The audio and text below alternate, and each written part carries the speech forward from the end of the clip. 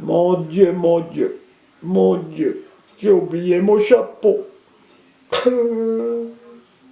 Enfin, un peu de déconne, ça fait du bien. Moi, ça me fait rire. C'est comme ça. J'aime bien rigoler. Tout en étant sérieux, hein. Alors là, je vais vous passer un documentaire, si je ne me fais pas censurer, ça va bien aller. Et avant de vous le montrer, je voudrais vous informer sur une ou deux bricoles. Quand Vincent Renoir a sorti une vidéo comme quoi l'ouvrier allemand était heureux en Allemagne, que c'était le paradis sur terre, enfin, et les gens y croyaient. Mais je ne sais pas si c'est dans la vidéo que vous allez voir là. Par exemple, il était obligatoire, quand on se saluait, de faire aïe. Bah ouais, je peux dire aïe, parce que là j'ai une tendinite, mon Dieu. Quel con. Enfin bref, si on faisait pas le salut nazi, on pouvait faire la prison. Et ceux qui insistaient, comme les prêtres, on pouvait finir à Dachau. Donc plusieurs, plus d'un, il y en a eu 1500 en tout, je crois, qui sont morts de faim. Ben bon, je m'écarte de mon sujet. Parce que là, on veut parler des autoroutes, et il y a eu un problème, je pense, dans le montage de ceux qui ont fait cette vidéo.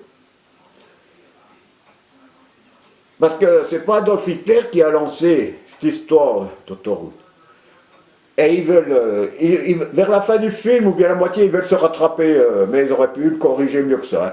C'est la République de Weimar qui, pour donner du travail aux chômeurs, avait plusieurs plans de reconstruction, dont le projet de faire des autoroutes. D'ailleurs, quand Adolf Hitler est arrivé au pouvoir, il y avait déjà 20 km qui étaient faits. C'est pour ça que des fois, me posais la question, je me disais, mais ben Dieu, les nazis, il faut des miracles. Parce qu'Adolf Hitler a inauguré cette autoroute en 1934. Puis vous avez des Rénois qui vous disent que c'est Adolf Hitler qui a lancé la construction des autoroutes. Alors c'est des magiciens, les nazis. Parce que faire une autoroute, même de 20 km, c'était l'autoroute de la République de Weimar, soit disant que c'est les nazis qui l'ont fait, même et la faire en une année, c'est des magiciens. Ça me rappelle une piscine municipale dont sur le fronton, il était écrit quand on allait à la piscine en étant gosse, cette piscine fut faite par les chômeurs pendant la crise de 1929. Alors, ce qui veut dire qu'Adolf Hitler, il n'était pas encore là. Mais moi, je l'ai vu, ce fronton. J'en ai même vu plusieurs. Parce qu'en Allemagne, comme en Suisse, par exemple, c'est que j'ai vu ce fronton. Il ne faut pas croire que les gouvernements ne faisaient rien pour leurs ouvriers. Mais Hitler, ce malin, il a pris toutes les idées et il se les a accaparées en faisant croire que ça venait de lui. Alors, ne croyez pas toujours ce que Vincent Renoir vous dit, parce que c'est tout des mensonges. Vous verrez pendant cette vidéo une pelletée de témoins, tous des menteurs bien entendu, mais ce sont des grosses têtes, des universitaires, des professeurs de scientifiques, de ci, de ça, et qui, si je comprends bien, devraient en savoir moins que Vincent Renoir qui est tout seul dans son coin. Et qui vous sort des petits machins soulignés en jaune, puis tout est quanti, tout des conneries comme ça. Moi, je sais, mes vidéos, c'est un peu de la poète-poète parce que je suis pas outillé, moi. J'ai mon vieux Canon, toujours fidèle, qui marche toujours, malgré les 2-3 cassés de gueule qu'il a subis. Je sais pas comment il fait pour fonctionner. Hein. Mais enfin, Vincent Renoir, il se dit abandonné. Et s'il avait fait au moins vidéos où, parce que moi, on me dit que je ne suis pas toujours gentil dans mes vidéos. Ben, toujours est-il que je suis toujours là, tandis que lui, il est toujours, maintenant, il est toujours liquidé. Ben, s'il avait fait des vidéos sensées, et puis pas trop bouffer des juifs, je ne dis pas ça dans un sens de méchanceté, c'est dans le sens Renoir. Entendons-nous bien. Il sera encore là, Vincent Renoir. Mais enfin, en parlant de matos, lui, il a du matos et des copains qui l'aident. Et tous les mois, fais-moi l'aumône Gustave, putain de pandémie de merde. Tous les mois, à force de pleurer, donnez-moi des sous-sous, eh ben, tous les mois, il reçoit des sous-sous. Enfin, je vais m'arrêter là. Et si j'ai fait ce petit aparté, en France, maintenant, on dit une voix off. On ne sait plus dire aparté. Comme en France, on dit maintenant une standing ovation. Alors, quand j'étais plus jeune, ou bien quand on parlait encore un peu français, on disait une ovation. Enfin bref, je me détourne du sujet. Maintenant, si tout va bien, ben, je suis sûr que vous aurez des plaisirs à voir ce documentaire commenté par des menteurs. N'est-ce pas, Vincent? Vous n'avez pas vu mon chapeau? Automobile à Berlin. Un des événements préférés d'Adolf Hitler. Il est là pour promouvoir le projet le plus audacieux de sa propagande, construire des autoroutes. Hitler aime l'idée que l'on puisse se déplacer facilement. Il apprécie les voitures. Juste quelques semaines après sa nomination en tant que chancelier, Hitler fait une promesse. Ses projets de construction d'autoroutes et de fabrication de voitures vont redorer le blason de l'Allemagne et mettre fin à des années de misère et à un fort taux de chômage. Le meilleur moyen de redonner du travail aux Allemands, selon moi, est de redynamiser l'économie en réalisant des travaux immenses et monumentaux. Les autoroutes du Reich étaient nommées les routes du Führer. Pour Hitler, après l'humiliation de la défaite de la Première Guerre mondiale, les autoroutes sont un puissant symbole pour redonner toute sa puissance à l'Allemagne. Et c'est la jeunesse allemande qui les construira. La construction des autoroutes permet de donner du travail à énormément de personnes. Ce n'était pas un travail spécialement mécanisé, mais réalisé par les hommes avec des pelles. Hitler promet aussi de construire des millions de voitures du peuple, bon marché. Mais aucune de ces promesses n'a été tenue. Les personnes ayant réservé une voiture ne pourront en obtenir une puisque la guerre a été déclarée. Celle-ci était donc destinée à des fins militaires. Des millions de travailleurs forcés et des prisonniers se tuent à la tâche en construisant des routes qui ne seront jamais achevées. Car Hitler a un seul objectif, déclarer la guerre. Ces autoroutes sont juste un autre chemin vers la destruction du monde.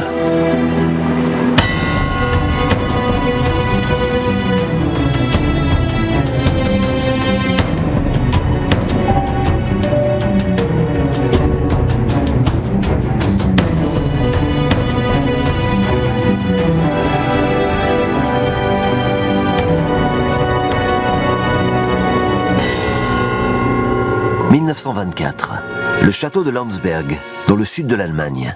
Adolf Hitler est emprisonné ici pour tentative de coup d'État. Mais les autorités sont étonnamment tolérantes. Les conditions de détention d'Hitler dans sa prison sont loin d'être sévères. Il a beaucoup de visiteurs et de livres. Durant son oisiveté forcée, Hitler relit un de ses livres préférés, l'autobiographie de Henry Ford.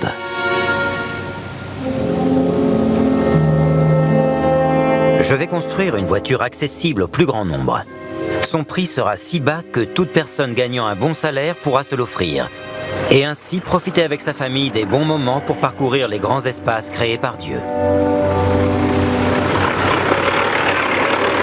Hitler est inspiré par la vision de Ford sur la motorisation de masse. Il reconnaît en Ford un brillant industriel d'origine modeste qui a créé la voiture la plus célèbre du monde, la Ford T. Dès que Hitler est libéré, il commence à faire campagne pour le parti nazi dans toute l'Allemagne. Désormais, il refuse de prendre le train qu'il trouve ennuyeux. À la place, il préfère voyager en voiture afin de mettre en avant sa vision de reconstruction nationale grâce au développement des moteurs. Hitler adore conduire ou se faire conduire dans les automobiles les plus rapides du constructeur Mercedes. C'est un véritable passionné de voitures. Les cortèges d'automobiles d'Hitler sont quelque chose d'inédit. À cette période, avoir une voiture est un privilège de riche. L'Allemagne avait moins de véhicules motorisés par habitant que la Grande-Bretagne ou la France, sans parler des États-Unis pendant les années 20 et le début des années 30. Hitler veut faire pour l'Allemagne ce que Ford a fait pour les États-Unis. Alors il pousse son parti à promettre 3 choses: emploi, voiture et route pour tout le monde. Très rapidement, Hitler affirme et veut que l'économie allemande soit croissante et retrouve sa stabilité, principalement par la production de voitures et la construction des routes. En 1933, Hitler consulte un expert en construction de routes qui est aussi un fidèle membre du parti nazi. Son nom est Fritz Todt. Todt était un ingénieur en construction, un bâtisseur de routes. Il avait un poste élevé dans une société de construction très renommée. Il rejoint le parti nazi très tôt, en 1922 ou 23, je pense. Comparé à beaucoup d'autres nazis, il est très compétent dans son domaine et la plupart des gens le décrivent comme une personne très intelligente. La personne la plus importante dans le développement et la réalisation des autoroutes est définitivement Fritz Todt. Todt soumet à Hitler un plan pour un réseau national d'autoroutes. Il prétend que cela va créer des emplois, doper le tourisme et même donner des avantages militaires stratégiques. Cependant, la proposition de Todt n'est pas originale. Il copie des plans créés une décennie auparavant pour moderniser le pays. Le programme des autoroutes commence lors de la République de Weimar. La première autoroute est celle reliant Bonn à Cologne. Elle est supposée être le premier tronçon d'une voie reliant les villes d'Hambourg, Francfort et Bâle et s'appelle l'Afraba. L'idée d'une autoroute existait déjà. C'est plus qu'une idée. Ce sont des plans détaillés. Ces plans étaient très précis et ils étaient très avant-gardistes pour la fin des années 20. Il y avait des dessins pour chaque tronçon de 20 km, jusque dans les moindres détails. Les nazis ont donc pu baser leur propre plan dessus en faisant seulement de légères modifications. Quand les nazis arrivent au pouvoir, Hitler nomme Todt inspecteur général pour les routes. Il se met au travail immédiatement. Naturellement, de larges promesses quant à l'achèvement des routes sont faites. De 1937 à 1938, 10 000 km doivent être construits. Le plan d'ensemble prévoit 22 000 km d'autoroutes. Im Verkehr beginnen wir nunmehr neue Schlagadern zu bauen. Wir haben 4 Jahre damals uns ausgebeten und wollen diese 4 Jahre nützen zum Nutzen und Frommen unseres deutschen Volkes. Damit wohl in erster Linie für den deutschen Arbeiter. Environ 35% de la population active allemande est au chômage quand les nazis arrivent au pouvoir. La crise allemande était la plus forte de toute l'Europe. C'est l'une des raisons pour lesquelles les nazis ont réussi à être au pouvoir, car ils ont promis qu'ils arriveraient à redresser la situation. Les gens ont été nourris de la propagande, et c'est un moyen de parvenir à ses fins. Une grande gloire découlera de la victoire, et vous faites partie de cette grande gloire. En d'autres termes, l'idée est que nous vivons dans une période épique. Vous voulez en faire partie, alors creusez l'autoroute, et tout ce que vous désirez vous sera livré rapidement par camion, et votre vie sera considérablement améliorée. Beaucoup de chômeurs ont postulé pour la construction des autoroutes. Les archives fédérales ont enregistré des candidatures sous forme de poèmes. Ils utilisaient cette méthode pour se mettre en avant, pour obtenir un travail sur les routes. Faire la queue pour le chômage, beaucoup d'années j'ai passé. Finalement, maintenant, je tiens une pelle dans ma main. Faire un travail physique dans la nature, c'est comme un remède miraculeux pour moi. C'est pour cela que je travaille avec gratitude. Pour le plus grand maître d'œuvre de tous les temps, pour réaliser le joyau de la couronne du plan monumental, l'autoroute du Reich. La construction des autoroutes permet de donner du travail à énormément de personnes. Ce n'était pas un travail spécialement mécanisé, mais réalisé par les hommes avec des pelles. Tout d'abord, les travailleurs reçoivent des vêtements de travail et on leur donne des bêches et des pelles. Les autorités les retirent officiellement de la liste des chômeurs. Ensuite, ils marchent ou sont transportés jusqu'au chantier par camion, conduits par des SA. Cela est considéré comme une marche triomphante. La population montre un grand intérêt et se réunit par centaines de milliers autour des sites de construction. Des cérémonies sont organisées partout dans le pays pour célébrer le retour au plein emploi. Todd programme avec attention la construction des autoroutes pour étendre le message de propagande le plus loin possible.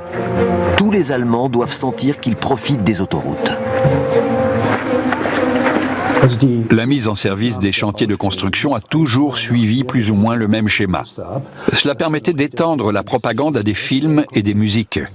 Il était très important que la radio soit présente pour diffuser l'événement ainsi que les actualités hebdomadaires. Lorsque la caméra tourne, même le Führer met la main à la pâte.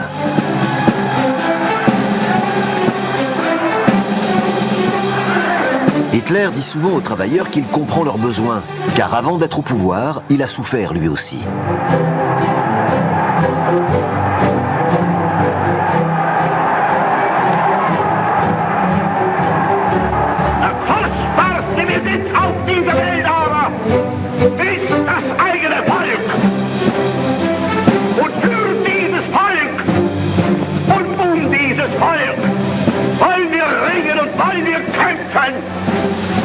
Il est difficile d'imaginer cela aujourd'hui, mais grâce aux médias, la population a changé la perception qu'elle avait de l'autoroute. Fritz Todt a pris en charge personnellement la propagande liée à l'autoroute. Il édite le magazine hebdomadaire La Route et commande des films qui présentent le projet du Führer comme une route miraculeuse vers la guérison. Et cela ne l'empêche pas de superviser tous les détails techniques. L'autoroute prévoit de répondre aux critères suivants. Avoir 2 voies dans chaque direction, séparées par un terre-plein central. Cela signifie ne pas avoir de carrefour et être réservé au trafic de voitures uniquement. Dans les premières étapes de planification, un assez grand nombre d'ingénieurs des chemins de fer sont impliqués, ce qui signifie que leurs plans suivent les conventions de construction des chemins de fer. Une voie surélevée, de préférence en ligne droite, sur de longues distances. Todt rejette totalement cette idée de ligne droite. Il préfère une route avec une trajectoire incurvée. Avec la conception d'une trajectoire incurvée, 2 idées se rejoignent. D'abord, le paysage doit être mis en avant. Et ensuite, on met l'accent sur le voyage et le tourisme, ce qui était une priorité. Ils veulent offrir une vue panoramique aux conducteurs. Cette idée a été empruntée aux Américains. Ces conceptions étaient basées sur l'idée de divertir les conducteurs, leur offrant une vue imprenable. Même si Todt a copié la route incurvée des Américains, il insiste sur le fait que l'idéologie nazie rende les routes allemandes différentes. Après tout, les autoroutes peuvent être construites par n'importe quelle nation. Mais nous aurions dû être les premiers à inonder notre patrie avec ces rubans de lumière, et qu'ils soient regardés et ressentis par la nation comme étant l'œuvre nazie. Ces routes témoignent de l'unité du Reich. Conduire sur ces routes du Führer est à la fois une aventure plaisante et une façon de promouvoir le parti. Elles représentent la modernité par excellence, mais sont aussi des monuments durables, à l'instar de la puissance allemande. Le premier tronçon d'autoroute relie Francfort à Darmstadt. Il est inauguré en mai 1935. Des milliers de personnes se tiennent sur le bas-côté des 22 km de route. Mais il n'y a pas beaucoup de conducteurs, car peu d'Allemands possèdent une voiture. L'Allemagne était un pays très peu motorisé. Si vous regardez le début du film retraçant l'inauguration, on ne voit quasiment pas de voitures, juste une ou deux. Hitler déteste le fait que les voitures soient trop chères pour la plupart des Allemands. Il est difficile de penser que les millions de travailleurs courageux sont exclus d'office, car ils ne peuvent pas acheter leur propre voiture. Cette classe profiterait vraiment de l'acquisition d'une voiture et en aurait l'utilité les dimanches et les vacances. Cela leur procurerait une source de joie intense qui leur était jusqu'ici inconnue. Mais Hitler élabore une solution. Chaque citoyen allemand avait droit à une voiture, tout comme les Américains avaient droit à la Ford T, et cela dès que possible. La voiture du peuple doit être assez bon marché pour les travailleurs. Hitler informe les constructeurs allemands qu'elle ne devra pas coûter plus de 2 mois de salaire. Il devrait être possible de donner aux Allemands un véhicule qui ne coûte pas plus cher qu'une moto de milieu de gamme. Le prix ne devait pas dépasser les 990 marks. La voiture ne devait pas coûter plus cher. Économiquement, cela était totalement irréalisable. Il s'agissait d'un gros problème pour l'industrie automobile, car vendre une voiture à 990 marks ne rapportait aucun bénéfice. Malgré sa réserve, l'industrie automobile construit un prototype conçu par Ferdinand Porsche. Ils vont réaliser une voiture basique, peu luxueuse et très inconfortable. Les fabricants calculent qu'une voiture du peuple, aussi basique soit-elle, coûte plus cher à construire que le prix imposé par le Führer. Lorsqu'ils annoncent cela à Hitler, celui-ci est furieux. On me disait c'est impossible. Ma seule réponse était ce qui est possible dans les autres pays est aussi possible en Allemagne. Je déteste le mot impossible, car il a toujours été la marque de gens qui ne sont pas assez audacieux pour prendre de grandes décisions. La voiture doit devenir le seul moyen de transport du peuple. Et ce que le Führer veut, le Führer l'obtient. La façon dont l'économie fonctionnait en Allemagne était dirigée et contrôlée de plus en plus par le gouvernement nazi pour des raisons politiques. On ne peut pas résister à Hitler. Il impose ses idées. Les entreprises automobiles ne veulent pas être coincées avec un modèle déficitaire. Alors ils tournent leur regard vers une autre source de financement pour la voiture du peuple. Tous les ouvriers sont maintenant obligés de rejoindre l'organisation des travailleurs nazis, le Front allemand du travail. Il prend le contrôle des syndicats indépendants et confisque leurs actifs de 500 millions de Reichsmark, ce qui équivaut aujourd'hui à plus de 8,5 milliards d'euros. Pour produire les voitures du peuple, Hitler construit sa propre usine, comme son héros, Henry Ford. Le Führer vole l'argent du Front allemand du travail pour la construire. Il force les travailleurs allemands à s'engager dans cette entreprise déficitaire et la rebaptise « la force par la joie ». Dès le début, il s'agit d'une entreprise tributaire des subventions. Un nouveau site de production est construit, l'usine de la force par la joie, qui deviendra plus tard l'usine de Wolfsburg. Cette usine devait être la plus importante du monde, même plus grande que celle de Ford, avec une énorme production. La propagande diffuse cette information. À partir de 1939, 1,5 million de voitures du peuple seront produites chaque année. Les nazis trouvent une idée ingénieuse pour prendre plus d'argent aux travailleurs. Pour obtenir une voiture, ils avaient mis au point un système de préachat. Tout d'abord, vous payez la voiture et vous ne la receviez qu'un peu plus tard. Les ventes sont limitées aux membres du Front allemand du travail, qui doivent acheter chaque semaine un timbre d'épargne, la force par la joie, jusqu'à ce qu'ils atteignent le prix d'achat. Mais s'ils ratent juste un paiement, tout ce qu'ils ont dépensé est perdu.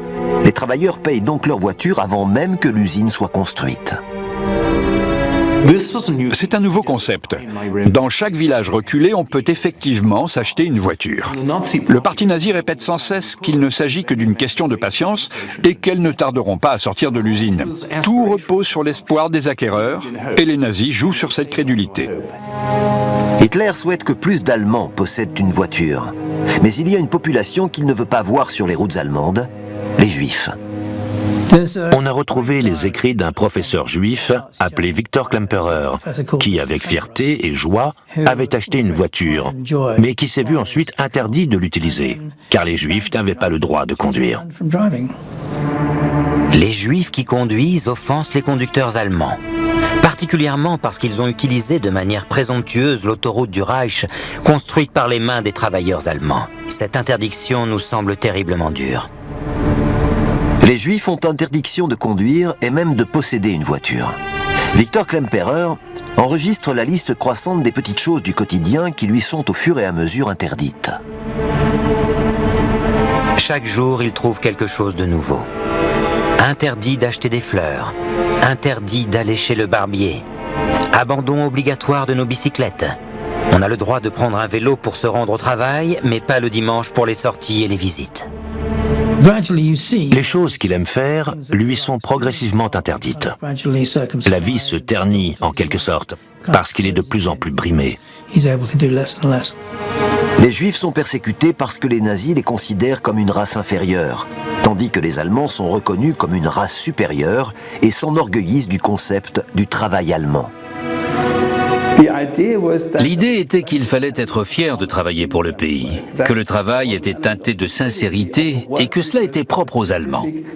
C'était une partie de l'idéologie nazie et aussi quelque chose qu'Hitler avait mis en avant dans ses discours. Wie viele haben damals das deutsche Volk vor dem Nationalsozialismus gewarnt, mit der Behauptung, wir hätten vor allem keine Köpfe. Und unser Sieg würde gerade die deutsche Wirtschaft vollends vernichten. Les nazis créent une nouvelle organisation nationale pour incarner cette idée, le service du travail du Reich. Ils remplacent les systèmes de création d'emplois existants à travers le pays. Les jeunes qui quittent le système scolaire, les étudiants et les chômeurs de longue durée, sont obligés de partir pour un service de 6 mois. Cela crée ainsi une armée de main-d'œuvre bon marché. Le message de propagande est clair. Le travail physique doit être admiré et réalisé par chaque Allemand sans prêter attention à la classe sociale. Über 2,7 Millionen Erwerbslose sind im ersten Arbeitsjahr der nationalsozialistischen Volks- und Staatsführung wieder in die Arbeit und damit in die Produktion gebracht worden. Que vous soyez un prince ou un pauvre, vous devez construire les routes. La propagande du service des travailleurs du Reich dit aussi que cela permet d'unifier le pays et de surmonter les différences régionales. Le service du travail du Reich était une organisation importante au sein du régime nazi. C'était un élément essentiel de la propagande nazie. L'occasion la plus importante de diffuser la propagande était certainement le congrès annuel de Nuremberg. Le service des travailleurs du Reich depuis 1933 est un élément central de la propagande. Vous aviez des centaines de milliers d'hommes marchant devant Hitler et montrant au Führer que cette organisation était un puissant outil pour le régime. Kamerad, woher stammst du? Aus Friesenland. Und du, Kamerad? Aus Schlesien. Von der Waterkant. Vom Schwarzwald. Aus Dresden. Von der Donau. Vom Rhein. Und von der Saar. Ein Volk. Mettre en avant le travail, en faisant participer chaque citoyen pour qu'il devienne ouvrier pendant une période est bien sûr la plus belle réussite de la propagande. Le parti continue de produire des affiches et des films toujours dans le but de célébrer le travail et ainsi en faire le nerf de leur idéologie, l'élément fondateur de leur culture. C'était une tentative du régime de créer une façon de surmonter la Grande Dépression. On met de jeunes hommes au travail pour montrer que le régime essaie d'aider les gens. C'était une tentative active pour surmonter la crise et c'est l'élément le plus important de la propagande de l'époque. Des jeunes hommes marchent avec leur pelle à travers les petits villages, chantant des chansons et paraissant heureux de travailler.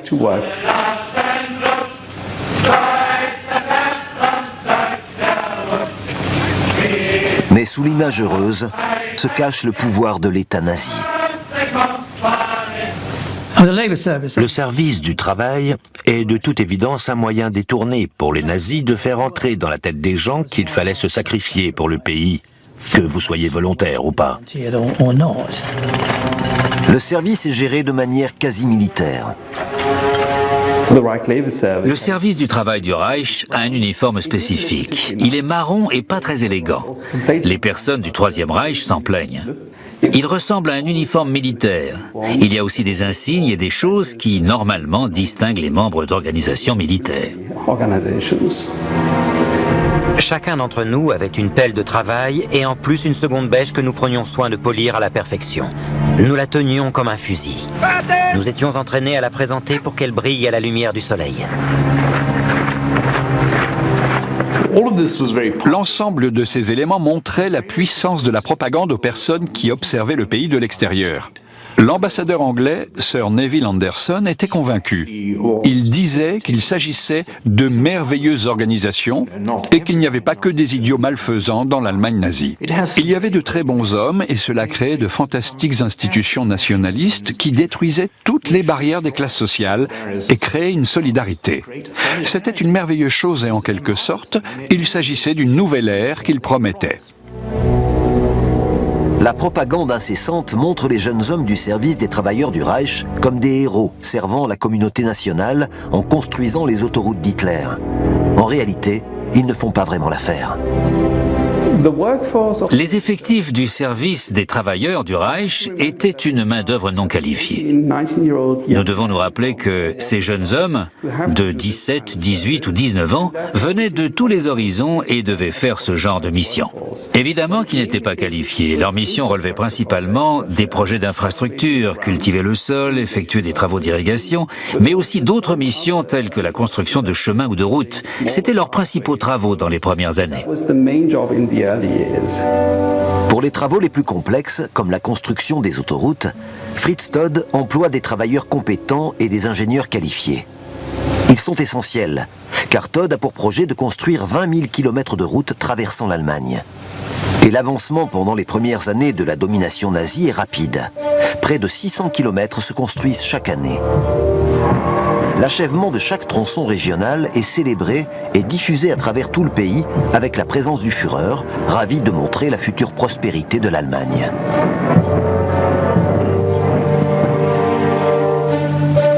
In 10 Jahren wird schon hier in Massen der deutsche Volkswagen darüber brausen. Dazwischen aber Hunderttausende an Omnibussen. Hitler prétend que son programme de création d'emplois est une solution pour remédier au chômage. La réalité est différente, même s'il est vrai que le taux de chômage diminue. Il serait faux de dire que le service du travail joue un rôle important dans la réduction du taux de chômage. D'autres facteurs sont très importants pour expliquer la reprise économique. Elle a déjà commencé en 1932 avec la montée au pouvoir des nazis. On l'explique également par le réarmement de l'armée. C'est aussi une façon artificielle et agressive de surmonter la crise économique. L'État nazi renforce son emprise sur la classe ouvrière. On entendait souvent dire qu'il était important de soutenir les travailleurs et de célébrer aussi le dur labeur des ouvriers, mais dans la pratique, le régime n'a pas fait grand-chose pour les soutenir. Si vous regardez l'évolution des salaires, par exemple, on constate une tendance à la baisse dans la seconde moitié des années 30. Les travailleurs ont formé des syndicats pour protéger leurs intérêts, mais le Front du travail allemand, qui les remplace, est créé pour contrôler les travailleurs et non pour les représenter. Le Front du travail ne se soucie pas des conditions sur les autoroutes. La construction d'une autoroute est un chantier mobile, donc évidemment les travailleurs vivent dans un logement temporaire et rudimentaire. La nourriture qui leur est servie est très basique. Les salaires ne sont pas très élevés, et si vous montriez des signes de désapprobation, vous vous exposiez à des ennuis. La journée commence avec la levée du drapeau, puis s'enchaîne avec des heures de travail difficiles et répétitifs.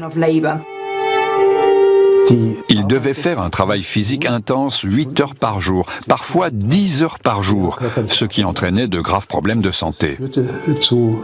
Il y avait une nouvelle expression, la maladie du pelleteur, qui est devenue une pathologie courante liée aux travaux très difficiles. Elle était causée par des efforts intenses et irréguliers dus au mouvement saccadé provoqué par le retournement de la Terre et se caractérisait par des symptômes tels que des ruptures de ligaments, des élongations articulaires, des douleurs dans le dos et plein d'autres choses du même acabit. On n'aurait pas aimé être à leur place. Le temps après le travail est aussi réglementé. Le Front du travail allemand est également responsable de ces heures. Alors, le régime fait en sorte que le temps libre des gens soit également sous contrôle.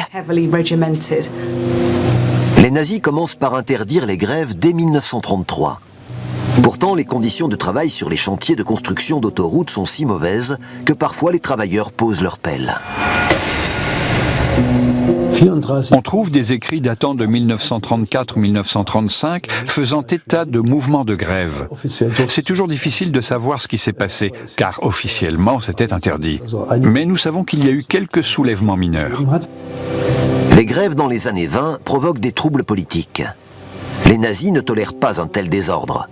Les travailleurs qui avaient écrit des poèmes pour se faire embaucher sur des autoroutes chantent maintenant des hymnes différents. L'autoroute nous a tués, demain nous voterons rouge. Les autorités ont pris des mesures drastiques. Ils ont jeté ces gens en prison ou les ont envoyés en camp de rééducation. Voici le site de l'un de ces camps, une ancienne caserne du service du travail. Après l'incendie de celui-ci, les nazis le transforment en camp de prisonniers pour les travailleurs. Maintenant, c'est un lieu à la mémoire de tous ceux qui ont souffert ici. Le camp spécial SS Insert était utilisé pour la rééducation des travailleurs allemands accusés de comportement antisocial. On les avait envoyés là, par exemple, s'ils étaient arrivés en retard au travail, ou s'ils avaient bu de l'alcool, ou s'ils s'étaient plaints des mauvaises conditions de travail. Les conditions de détention y étaient évidemment inhumaines. Les prisonniers n'avaient pas d'uniforme ou de chaussures adéquates. Le climat était très rude, humide et froid. Des cris, des hurlements et des aboiements de chiens accueillaient les prisonniers. Ils devaient travailler 13 heures par jour. Ils avaient une coupe de cheveux spéciale. Le milieu du crâne était rasé très court. Les prisonniers l'appelaient l'autoroute de Insert. Cela permettait de reconnaître un prisonnier parmi la population s'il venait à s'échapper. L'idée était de les former. Ils faisaient un travail physique dur, des manœuvres militaires, et le soir, on les endoctrinait avec l'idéologie nazie. Les nazis croient que les besoins de la communauté nationale l'emportent sur les besoins individuels. Les nazis pensent que les êtres humains ne sont acceptables que s'ils sont capables de contribuer de façon positive à la société. Ils doivent être en bonne santé et être productifs. Ils travaillent et jouent donc leur rôle, que ce soit des femmes ou des hommes, des garçons ou des filles. Tout le monde a une mission. La famille nazie idéale se compose d'un père qui va travailler pour nourrir sa famille et d'une femme qui reste à la maison pour être une épouse et une mère, tout en prenant soin de la maison. La femme doit faire la cuisine, nourrir ses enfants et préparer l'avenir de l'Allemagne comme il se doit. Hitler a besoin de travailleurs et de soldats pour que sa vision de l'Empire devienne réalité. Il veut que les femmes allemandes donnent naissance à des bébés allemands. Mais le peuple n'est pas assez coopératif à son goût. Il y avait eu une baisse du taux de natalité depuis la fin du XIXe siècle à travers l'Europe et plus particulièrement en Allemagne. Avec son désir de conquête, Hitler était désireux d'inverser la tendance grâce à une campagne pour la natalité. Alors quand les nazis sont arrivés au pouvoir, ils ont fermé les centres de régulation des naissances. Ils ont aussi interdit l'avortement. Femmes allemandes, faites votre devoir. Veillez à ce que l'Allemagne ne soit pas un peuple sans jeunesse, autrement dit sans avenir. Quand vous aurez mis au monde autant d'enfants que possible, vous aurez atteint votre plus grand but dans la vie. des affiches de propagande de l'époque montrent des femmes avec des bébés dans les bras, entourées d'enfants et aux côtés d'une forte figure paternelle. Contrairement au cinéma où elles étaient très maquillées et légères. La propagande nazie décrit les femmes comme de bonnes ouvrières agricoles préparant le futur du pays. Le régime incite fortement la population à augmenter le taux de natalité. Rapidement après la prise du pouvoir en juin 1933, les nazis offrent aux jeunes mariés un prêt avantageux. À chaque nouvelle naissance, le capital à rembourser diminue de 25%. Ceux qui étaient éligibles à l'obtention de ce prêt devaient être membres du parti. Aucun opposant au régime, communiste ou social-démocrate, ne pouvait l'obtenir. Les nazis mettent en place un classement pour différencier les niveaux de maternité. Des croix d'honneur étaient remises aux femmes allemandes. On remettait une croix en bronze, en argent ou en or aux mères de 4, 6 et 8 enfants. Les membres des jeunesses hitlériennes devaient saluer les femmes qui portaient ces médailles dans la rue. Quand une mère accouchait, des membres des jeunesses hitlériennes et de la Ligue des jeunes filles allemandes venaient poser une guirlande sur la maison. Il s'agissait d'une période grandiose où tout le monde devait se sentir important.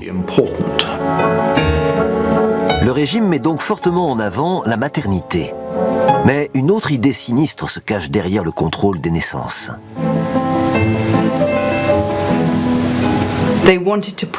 Ils voulaient empêcher les naissances de ceux qu'ils considéraient comme les inaptes, ceux qui étaient de race inférieure, autrement dit les juifs et les gitans, mais aussi les handicapés ou les gens que l'on considérait comme en mauvaise santé ou malsains. Les Juifs étaient considérés comme particulièrement coupables d'avoir pollué la race aryenne, malgré le fait qu'ils ne représentaient que 1% de la population allemande. Les nazis transforment leurs idées politiques en lois qui privent progressivement les Juifs de leurs droits. Les lois de Nuremberg ont été introduites en 1935. Ce sont des lois raciales visant à retirer la citoyenneté allemande aux Juifs allemands. En réalité, ils les transforment en esclaves plutôt qu'en citoyens. La discrimination raciale est désormais inscrite dans la loi. L'État nazi s'immisce dans la vie intime des gens.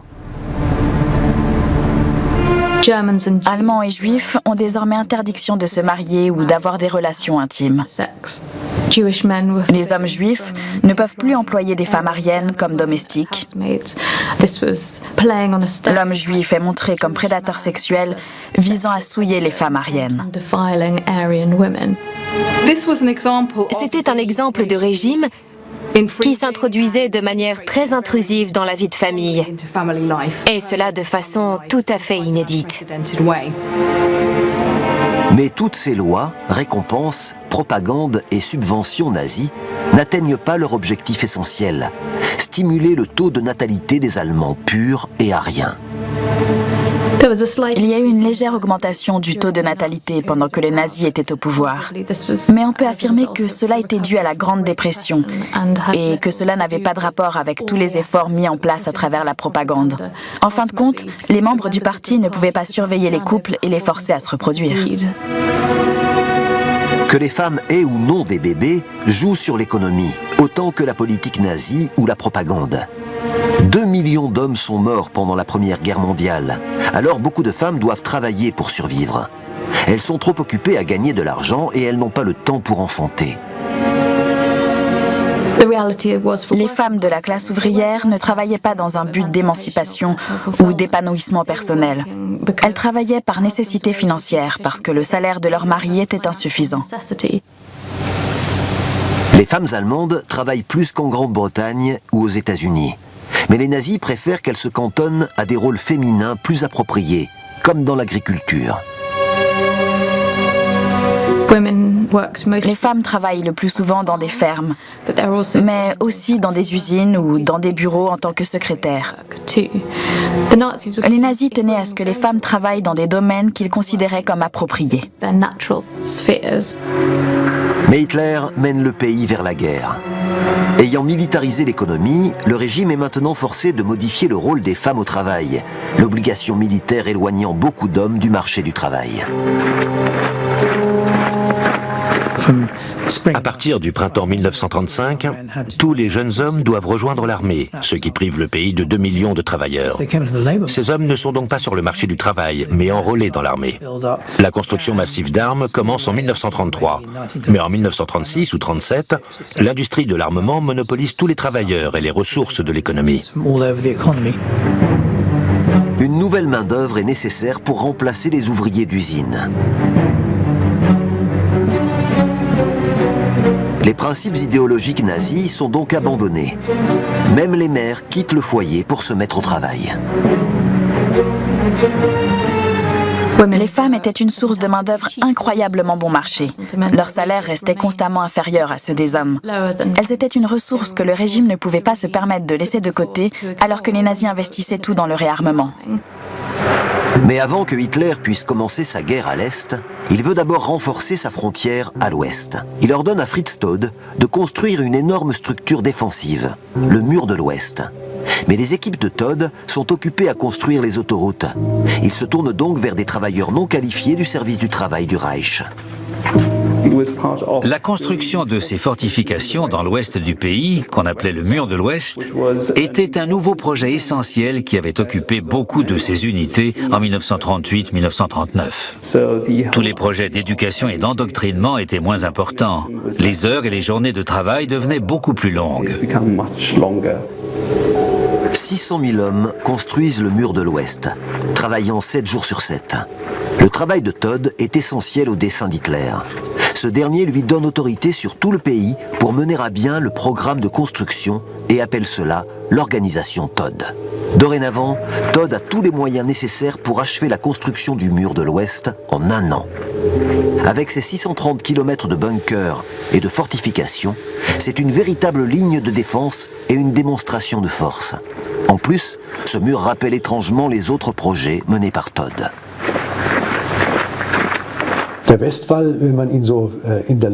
Quand on regarde le mur de l'Ouest se fondre dans le paysage, on a l'impression de voir une autoroute qui traverse les collines et les vallées qui sillonnent le paysage.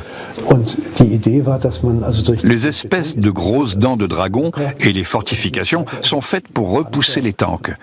Et c'est exactement ce qui s'est passé. Mais ce qui est le plus frappant, c'est l'effet visuel et psychologique que ce mur provoque.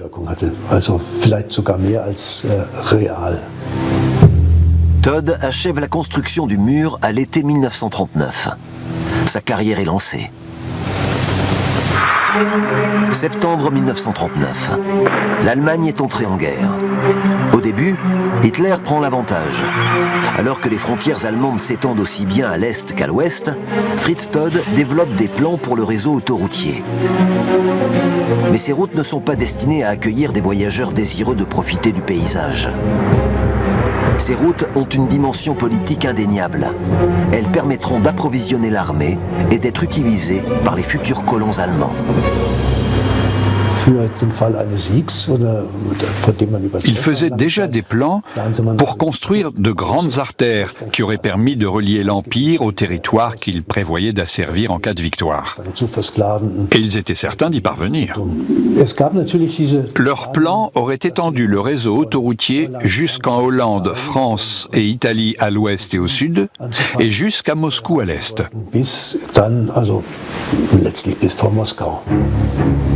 Ces plans sont pharaoniques.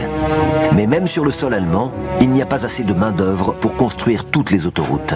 Les ouvriers ont été dupés par les gros salaires offerts pour créer le mur de l'Ouest. Pour continuer à étendre le réseau autoroutier, Todt doit trouver une autre solution. Une de ces idées a déjà été rejetée, mécaniser la construction des routes. Il ne faut pas oublier qu'avant, le travail était exclusivement effectué à la main. Dorénavant, des machines sont disponibles pour remplacer le travail manuel. Pour les autoroutes, la technologie est un vrai plus. Mais les machines ne peuvent pas entièrement remplacer l'homme. Todt est donc obligé d'abandonner un des principes fondamentaux du nazisme.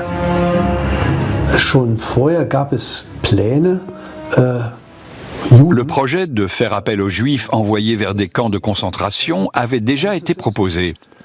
Todd a rejeté cette idée. Il l'a refusée catégoriquement, disant qu'une honorable autoroute allemande ne devait pas être construite par des mains juives.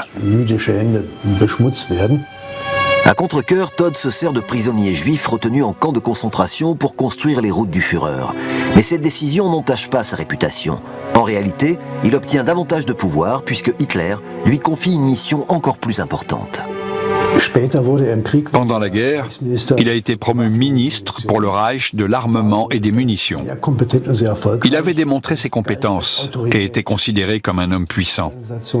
L'organisation Todd s'étendait à l'Est, en Pologne, en Russie et en Ukraine, pour construire des routes et tout ce qui pouvait avoir attrait au génie militaire, comme la construction de ponts par exemple. L'organisation Todd a également joué un rôle important durant la Seconde Guerre mondiale. L'exemple le plus significatif est certainement la construction des autoroutes ou des Durchgangsstraßen à l'est des zones occupées en Europe où des travailleurs forcés juifs ont été envoyés. On voulait les exterminer en les tuant au travail. À partir de 1941, l'organisation Todd se sert de travailleurs forcés et de prisonniers de guerre pour construire des Durchgangsstraßen, autrement dit, de grandes artères. Les hommes vont littéralement se tuer au travail.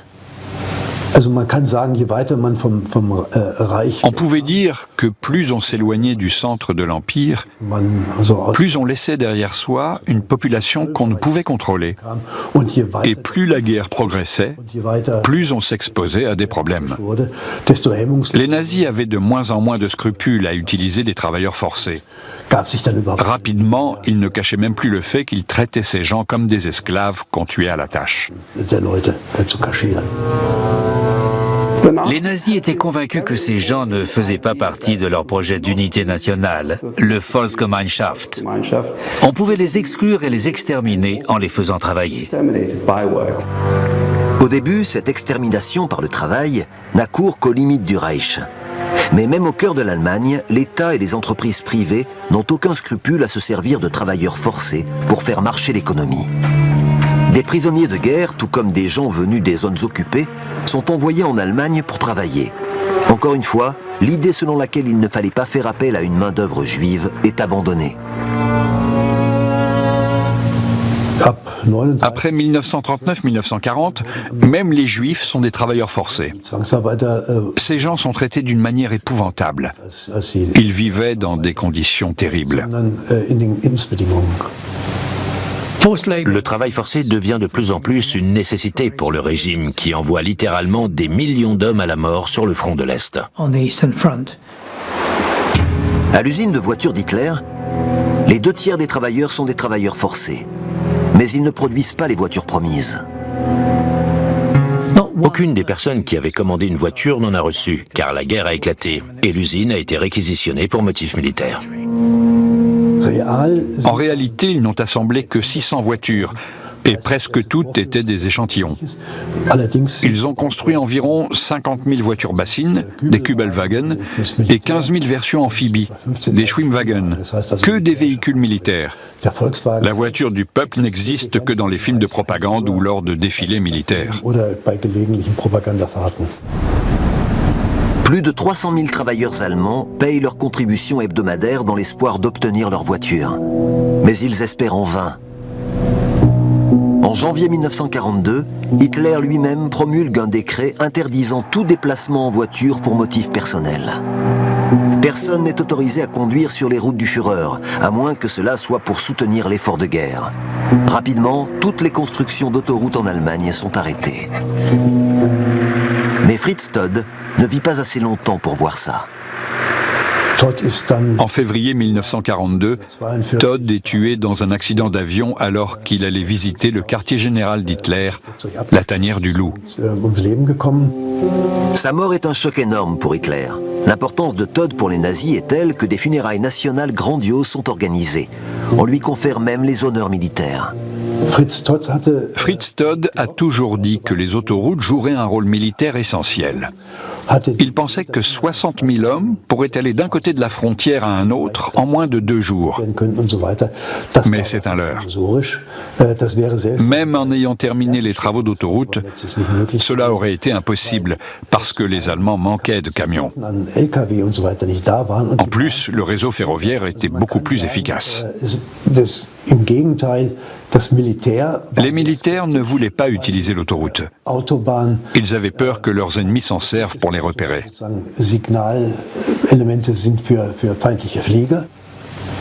Les autoroutes ont été incroyablement utiles aux bombardiers, parce qu'on les voyait de très loin. Elles allaient d'une ville à une autre, on pouvait donc s'en servir comme route de navigation. À la fin de la guerre, on les a repeintes pour les camoufler. Les craintes de l'armée quant aux routes d'Hitler sont confirmées en 1943 lors des bombardements alliés. La défaite ultime des Allemands à Stalingrad est le signe de nombreux revers à venir. Mais Hitler est dans le déni et continue ses plans coûte que coûte. Sa machine de propagande trouve un nouveau slogan, la guerre totale. La guerre totale demande une grande mobilisation sur le front allemand, aussi bien qu'à l'étranger. En janvier 1943, l'appel pour le travail commence. La guerre totale avait un but économique précis, militariser totalement son économie. Les nazis publient un décret visant à allonger le nombre d'heures minimum de travail. Hitler est forcé d'accepter que les femmes travaillent et fabriquent des munitions.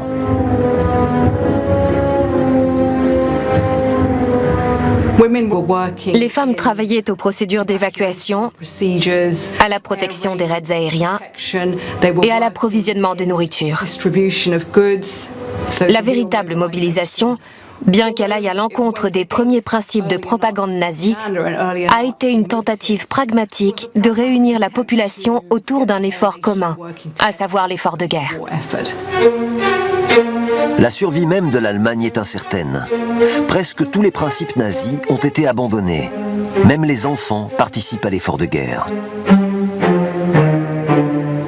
Le projet le plus important d'Hitler, la construction du réseau autoroutier, reste inachevé, recouvert par une peinture camouflage.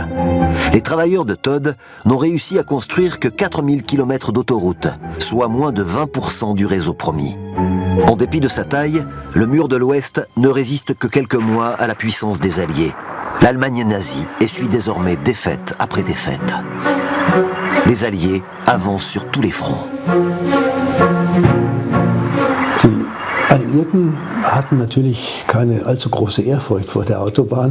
Évidemment, les Alliés n'ont pas vraiment montré de respect pour les autoroutes en faisant marcher leurs tanks dessus.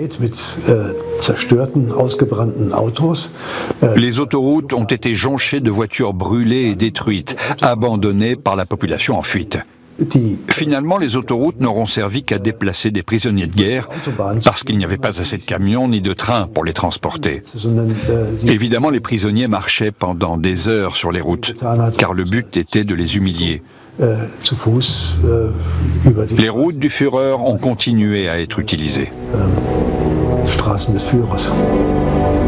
Hitler a promis un réseau de grandes autoroutes pour quadriller son empire européen. Mais il échoue dans cette entreprise. Au final, le peu de routes construites montre la grande différence qu'il y a eu entre la propagande nazie et la sordide réalité.